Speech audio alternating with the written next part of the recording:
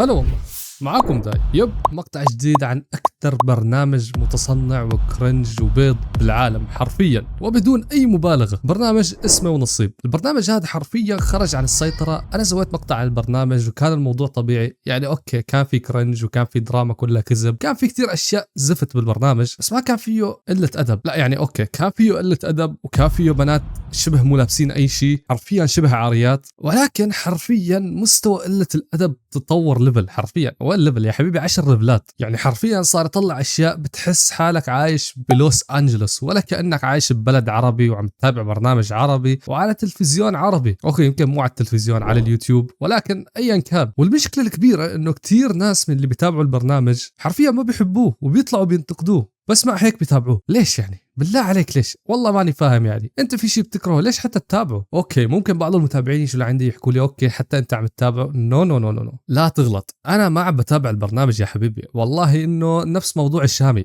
انا البرنامج عم بيطلع لي من حيث لا اعلم. بصراحه ما عم بقدر اني اسكت عن الموضوع. يعني المره اللي فاتت صراحه اني نزلت عن البرنامج لانه ترند وبيجيب مشاهدات، وحرفيا انا حكيتها من قبل. اي حدا غبي بنزل بتغابى على الانترنت او بنزل شيء مقرف بجيب مشاهدات راح انزل عليه مقطع، لانه بكل بساطه هو راح يعمل اشياء غبيه وانا بكل بساطه راح اكسب مشاهدات على ظهره، يعني بربيا بس بطريقتي الخاصه. وطبعا في سبب والله انه هو اللي خلاني اسجل هذا المقطع. انا ما كنت ناوي اعمل مقطع ثاني عن برنامج اسمه ونصيب، بس حرفيا في شيء طلع لي على النت لازم اورجيكم اياه ولازم تفهموني ليش انا سويت هذا المقطع. بعد شوي راح احكي لكم القصه كلها، ولكن قبل ما نبدا حط لايك واشترك بالقناه لو ما كنت مشترك، وهاي اجمل التعليقات من اخر مقطع بلا ما المتابعين يزعلوا مني. والان خلونا نبدا.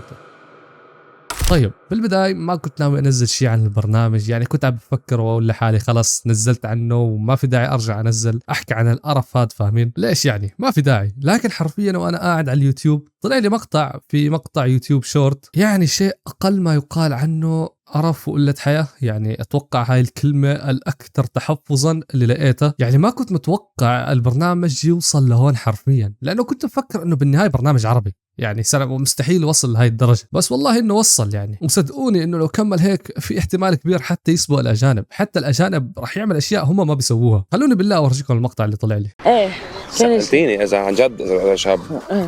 هلا نحن مع بعض، يعني نحن بنحب بعض، يعني نحن اولويات بعض. صح.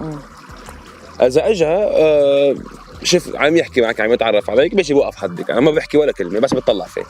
بس يا اخي وقف بس، استغفر الله العظيم واتوب اليه. طبعا راح اغبش على المقطع حفاظا على حسناتكم، بس حرفيا قله ادب مو طبيعيه. يعني قله ادب من الاخر. اشياء يعني ما كنت اتوقع اشوفها، ما كنت متخيل اني اشوفها حتى. بعدين انا كنت بفكر انه النسخه الوحيده من محمود خطيب بيسان هو الشخص الوحيد اللي عنده هاي حركات الكرنج وحركات دلع البنات، هاي الحركات البيض يعني. بس والله طلع فيه كتير نسخ، بس يبقى يعني محمود النسخة الأصلية التي لا تتكرر.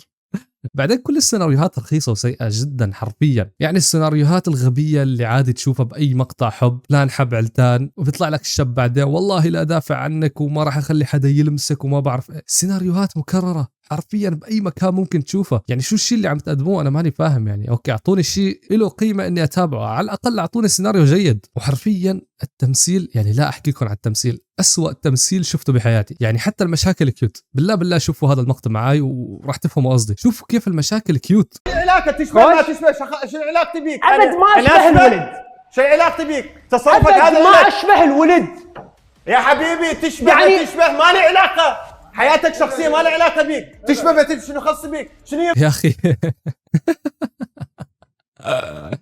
يا اخي ليش حتى التمثيل رخيص؟ يعني بتحس الممثل ما بده يمثل، يعني شوي يعني ما في، هو ماسك الضحكه اوكي، يعني شوي راح يضحك. على الاقل شغله البكوس. انا لما كنت بالمدرسه المتوسط حرفيا كانت المشاكل فاير اكثر من هيك بكتير. بتلاقي واحد علق مع واحد تاني، راح هذا الشخص جاب عصابه، الثاني جاب عصابته كمان، اجتمعت المدرسه كلها، بلشوا يحشوا ببعض عشان تبلش المضاربه وبلشوا بعدين فايت. يعني يا رجال قصتي لما ضربت المدرس كان فيها مضاربات فاير اكثر من هيك بكتير. طبعا اللي ما شاف تعرف القصة لازم تروح تشوفها، والله فاير، حرفيا فاير، متأكد انه رح تعجبك. اما هون حرفيا بتلاقيه ماله مستعد يضرب، ماله مستعد هو يضرب اساسا يعني. والسيناريو زي ما قلت لكم يعني، وين السيناريو بالموضوع؟ اوكي بتضربوا قدام بنات، هاي باختصار يعني سيناريو فاشل. بعدين من كثرة قلة الادب بتحس انه البرنامج لازم يكون حرفيا بمواقع تانية مو على اليوتيوب. على العموم والله ما لي نفس احكي اكثر من هيك، غير انه البرنامج بيض وغبي ورخيص كتير من ناحية كل شيء، التمثيل والدراما، السيناريوهات، كل شيء حرفيا يا حبيبي. حتى الحب بهذا البرنامج مزيف يا رجال. سيناريو هذا المقطع اقوى من سيناريوهات البرنامج بالكامل، من جميع سيناريوهات البرنامج. بعدين شو قصة الناس؟ بطلت تروح على البيوت عشان تتزوج، صارت تطلع ببرامج وبتروح بتسوي مقاطع حب كذب بكذب وتمثيل كذب وبعدين تتزوج. يا اخي والله انه الكوكب صار غريب، قلة ادب والله العظيم. المهم هون بنكون وصلنا معكم لنهاية المقطع. في 3 اشياء حاب احكي لكم اياها قبل ما انهي المقطع، لانه حرفيا انا تعبت من هذا البرنامج واتوقع انه خلص ما عاد انزل عنه اي شيء. المهم الشيء الاول هو انكم لا تنسوا الدعاء لاخواننا المسلمين، سواء في لبنان ولا في فلسطين ولا بسوريا ولا باي مكان، حتى باليمن. فالله ينصرن يا رب، والله يكون بعونن ويصبرن، ولو تقدر تساعد فساعد يعني، ليش لا. واما الشيء الثاني فبعتذر عشان صوتي لاني حرفيا مريض، ومع هيك ما حبيت اني ما اسجل لكم مقطع، قلت لازم اني اقوم واسجل مقطع وما اسحب عليكم. والله اني كفو، والله انك تحط لايك يا اخي، يا اخي بالله انزل حط لايك. واما الشيء الاخير حسابي على الانستغرام تحت بتلاقوه بالوصف، وروح تابعني هناك. يعني غالبا ما بنزل فيه إشي غير اشياء بسيطه عن المباريات، احيانا عن الانمي، احيانا عن المسلسلات، احيانا اشياء بتخص القناه، فيعني روح تابعني ايش وراك. المهم هون بنكون وصلنا معاكم لنهايه المقطع لليوم. بتمنى يكون المقطع نال على اعجابكم، فيعني لو عجبك حط لايك واشترك في القناه، وصدقوني في خطه ناوي اسويها بالقناه ان شاء الله بتغير القناه للافضل. فيب اشترك في القناه لو ما كنت تشترك، حط لايك. بس والله كان معكم داي وبيس. لا تنسى حسابي على الانستغرام. ها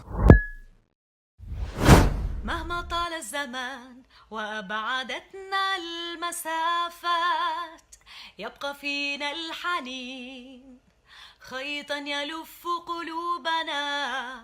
ها قد آن الأوان لنلون أحلى الأمنيات.